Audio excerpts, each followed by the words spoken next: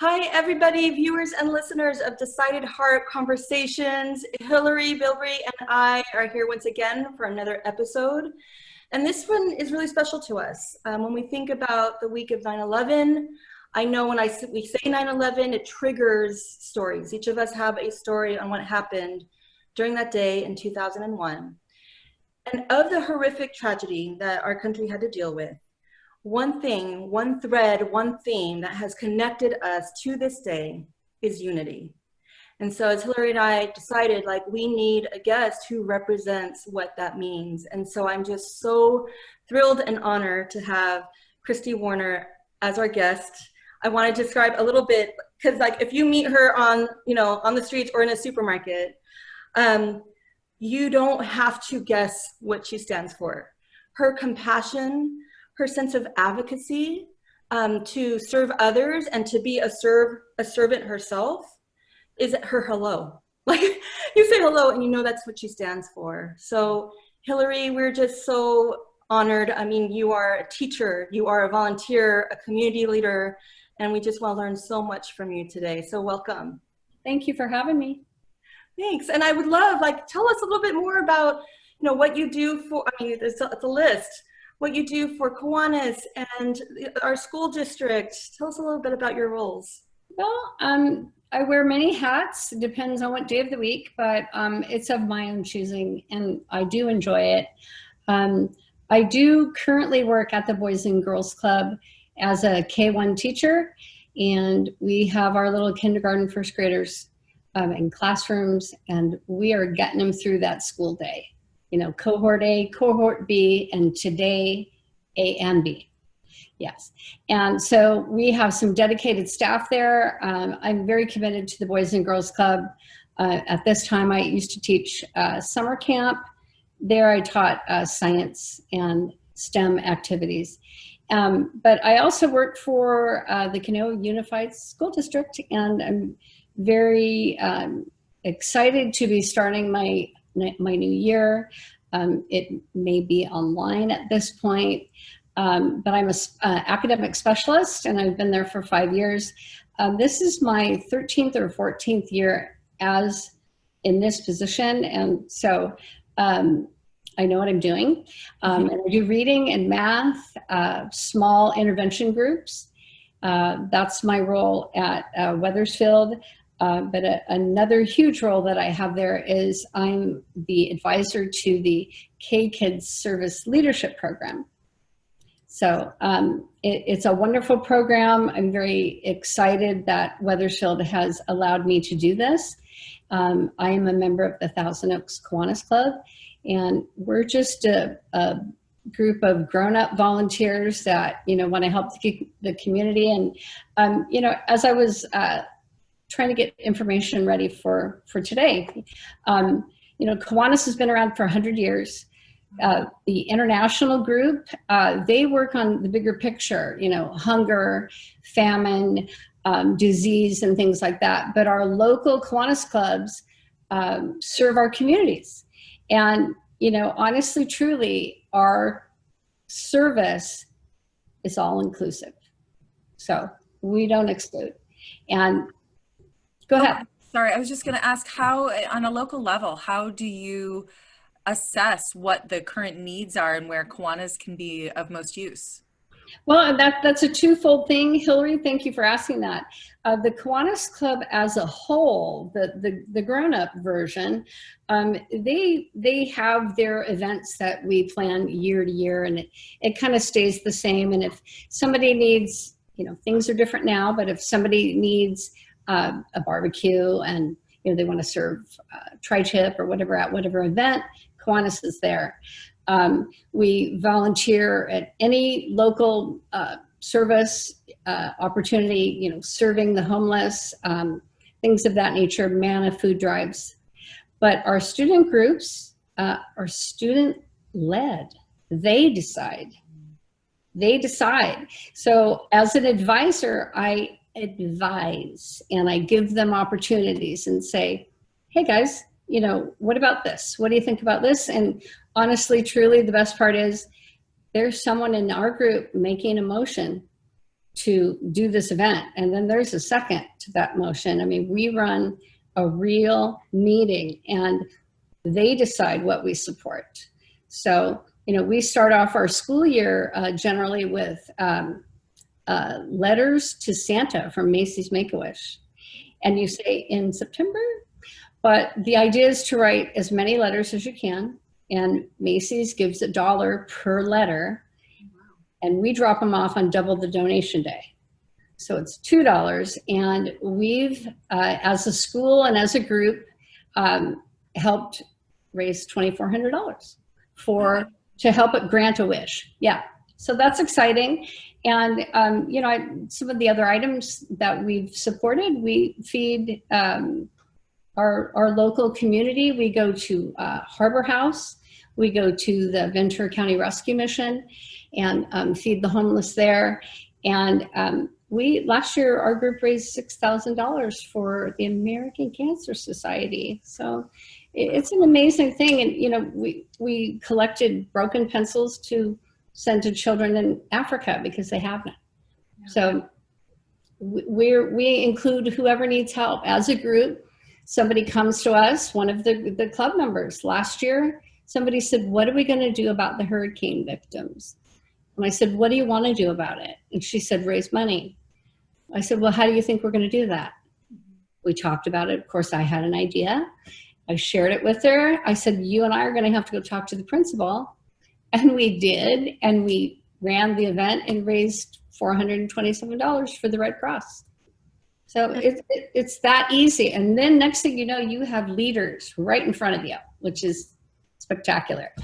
Well, then, Cristy, if you could just clarify too, because you do the elementary school as well as high school levels, right? I mean, there's Thank you for mentioning that. I'm the advisor to Westlake High School Key Club, and a little bit different. Obviously, they're high school versus elementary.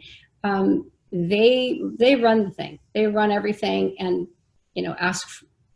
Hey, Cristy, what can we do about this? Or I have to chaperone events. I do that. I've, taken them to Key Leader Camp where they spend an intense weekend on how to be a leader, and, it all comes from within, that kind of stuff. Unfortunately, that's virtual this year. But talk about a committed group of kids. And I feel if I can get them at this young age to where they're giving back, just for the sake of giving back, I mean, look at what kind of humans we're going to be putting out there. Yeah. I think what I'm most just blown away by is that it feels good to serve. I mean, for myself, for me or my family to go and do something feels great. But what your program's doing is so many different things. But planting the seed of leadership, a lot of children, and Hillary and I have these conversations about, we're obedient. We've raised children to follow the rules, and you shall be rewarded. And it feels good to be obedient. But for you to take the initiative and create advocates, what do you think? Trust yourself. You have good ideas. Take a risk. To do that early as a primary school student, and they'll say, oh yeah, I guess I do have these great ideas. And you want to present them to a principal? Oh yeah, I guess I can do that. To me, in terms of our theme unity, I can't imagine what you're creating times 1,000, as it comes to the future and what they're initiating in the future. I mean, I think that's just incredible. Well, and what's really striking me, I'm so passionate about leadership. That's just a long held passion of mine. And leadership is an action. It's a verb. I know it's technically a noun, but it's not. It really isn't. You can talk about the principles all day long and the theory behind it, but until you actually practice, until you do, until you show the kindness and the servant leadership. And you're so right. I love the project, the skills that you learn, and people don't think about that. They think, oh, let me teach all the principles first. But no, jump right in and get someone activated in helping the community. And you're going to have to set up a plan. You're going to have to learn how to get people to follow directions. You're going to have to learn how to advocate. You're going to have to learn to be a public speaker. All these things come in practical experience versus some theory that you don't connect with at a heart level. Absolutely correct. Both your points, and we've actually presented in front of the city council and the school board. And when I asked a couple of the students, I'd like you to do this, and they said, no, I don't think so. And it was a kind of a presentation, and I said, well, I happen to think that you can do it, and I think you're pretty good. You are the president of the group, and I think you need to get out there. And if you don't want to, I totally respect that, but I think you can do it. She came back the next day and said, okay, I'm going to do it. And she rocked it. It's exciting for me to see that. And when I ask the kids that don't normally do volunteer or whatever, how did that make you feel? To do that. And one comment was, it made me feel pretty good to help somebody that was less fortunate than me, and I didn't have to. And I was like, oh, like he wasn't made to. He chose to, and he just felt like good inside from doing it. And I love that moment. And there's a lot of them. There's a lot of them where the kids realize, like, I can do this, and look at what that little action did. And, you guys, we go from one extreme to the other where, we help the school and our own community by saying good morning on Fridays. And a little different now, and I'm crossing my fingers, but, yes, please. When we decided to do that, to greet people on Fridays, one little girl in the group said, I really could have used that today because my dad was yelling at my mom and the dog got mud all over the couch and I really had a bad morning. And if somebody said good morning to me, I would have really lightened up. And it's little things like that. And so I want these kids to do that. And, the younger we start, the better. There's no reward in it except for feeling good inside. I mean, that's it. You're going to get that and feel like you helped somebody. Definitely. So much of our viewers, we are parents, we're educators, and I would love if you could share 3 tips on how we can kind of spread this notion of unity. What are some things we can either think about or do in terms of the experience that you've had with children? What can we do as adults? Well, as adults, I think it follows some of the same things as the kids as far as, the first action is, to be personable. It starts with you, smile at somebody unexpectedly. I mean, you're in the car with your kids, let somebody go in front of you. It's okay, wave them on. Your kids are watching. And so, compliment somebody, say, I really like it when you do that, or, gosh, your hair looks pretty today. Little things, or like you had said too in your podcast about, the student telling the teacher, you're doing a great job. Things like that matter. Hold the door for somebody. If you were to come by my classroom last year, I have kindergartners, boys, holding the door for the girls.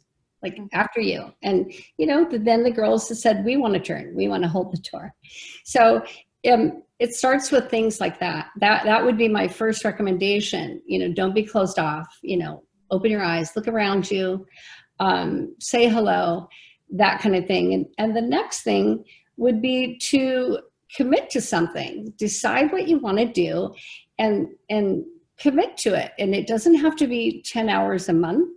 Could be whatever works for you. I mean, if you say, once a month, I'm going to clean out my closet and donate my old clothes to the shelter. I mean, what's old to you is new to someone else and it's priceless to them. And it's it means the world. So, commit to something.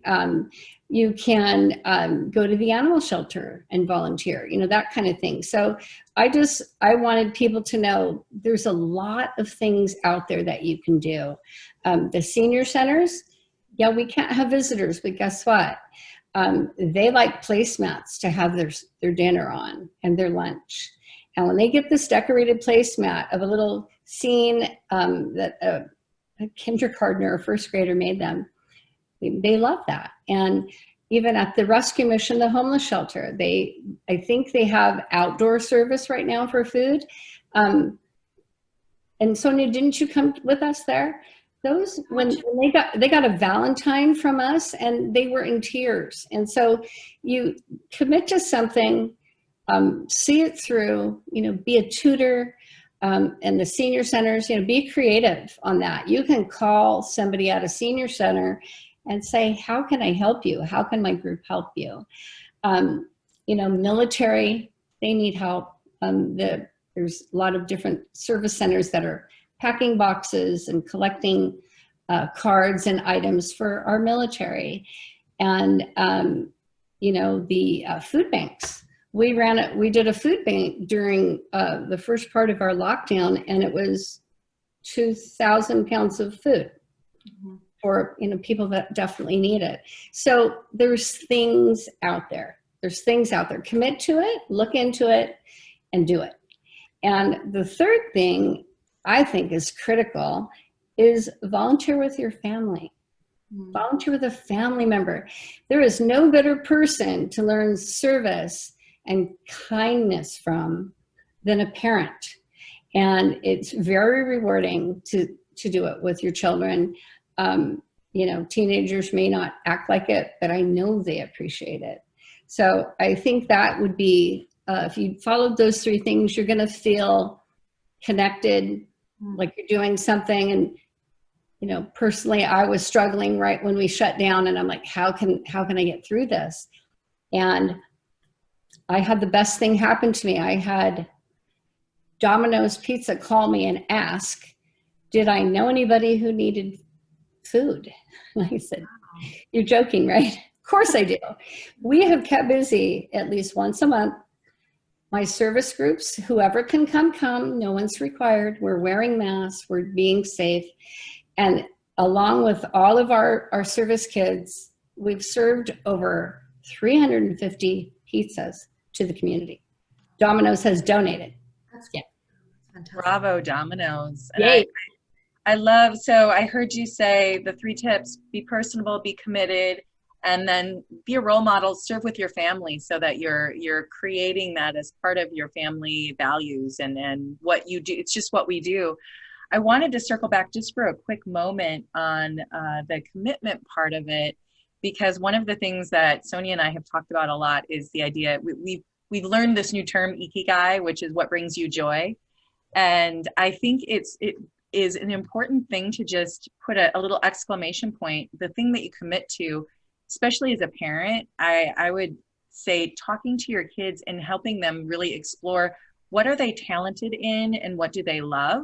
Because there's probably a volunteer opportunity with that. So again, granted, right now we can't go into a nursing home, but I remember talking to someone who loved to play her violin. And she's like, well, how do I volunteer with that? Well, go in and play at a senior living facility. Or my son loves basketball and soccer. And for a long time, he did coaching with the Special Olympics and worked with that. So it's what I think we can find ways to really think about, what are our God-given gifts and how can we give back using those as well. I agree. I also think that a lot of the stopping points is, oh, but it's not a big deal, or that's just nothing. And one of the experience I had with Gabby when we served at the senior residence center, it was Thanksgiving dinner. Right. It was the placemats. Yes. And as we were passing out placemats, I was watching the kids decorated. I saw residents hide a placemat under the linen onto their lap so they can get another one. And I didn't understand that quite at first. And I think it was with you, Cristy, that you said you get to keep it. And so this resident, it was such a treasure for her that she wanted to keep one. And so she kind of had to sneak it in. And then she got two. So what we think is no big deal, or it's nothing, or it is a huge deal. And so we should stop having judgment on what is a big deal to those that we are serving. Just showing up is enough. So absolutely right. Yes. I love that. Do we have a challenge for our viewers? Yes, we do. Yay! Yes, we do. Okay. So I would like our viewers to try to commit to 7 days of random acts of kindness.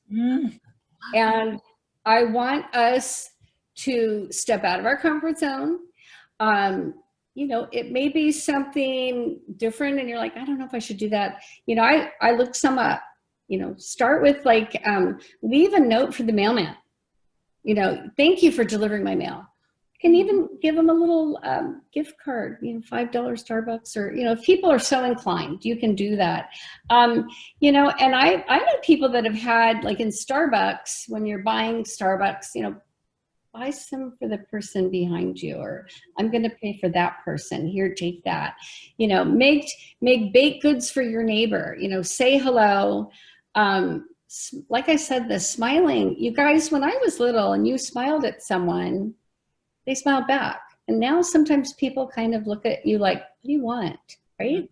And plus now we have the masks. Right. Well, you know what? You guys don't know this, but I have one that's clear so you can see my smile. And do you know what the student said to me when he saw it? Miss Cristy, you're smiling. And I said, I've been smiling the whole time. And you didn't know that. Yeah, so you're right. So smile at someone. Donate your unused toys. Oh my gosh, the shelters need things. There's kids that go to those shelters that, you know, once a year for a gift, a Christmas gift, they get one thing, one item. And our kids don't know what that is. And so just little things, you know, say thank you and please more. You know, I'm making these little tiny kids do it, and then they're turning around and I see them saying it to somebody else.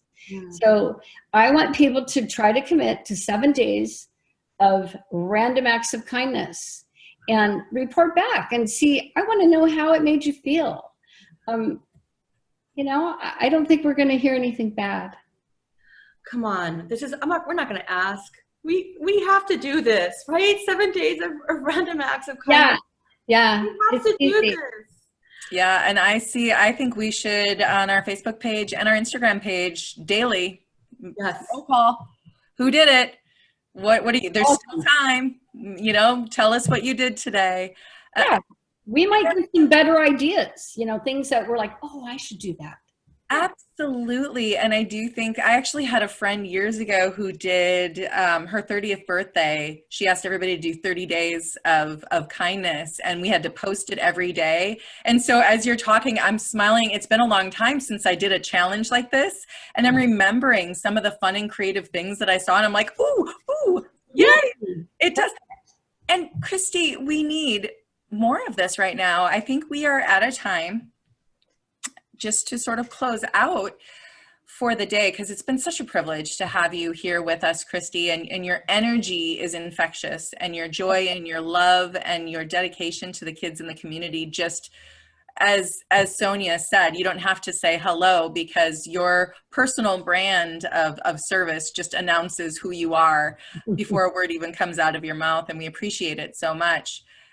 We have a time where we have an election coming up. We have a pandemic right now. We have so many shifts that are happening. We have fires, we have all these things. And it's easy to feel overwhelmed. It's easy to feel sad and to have a pity party and to bury yourself under the negativity. But it's just as easy to do an act of kindness, to shift yourself out of that negative energy and create a ripple effect, which is really nothing good ever came from negativity. It has to come from a place of hope and optimism. And I feel like that's what you've shared with us today. Thank you so much. Yes. Thank you so much.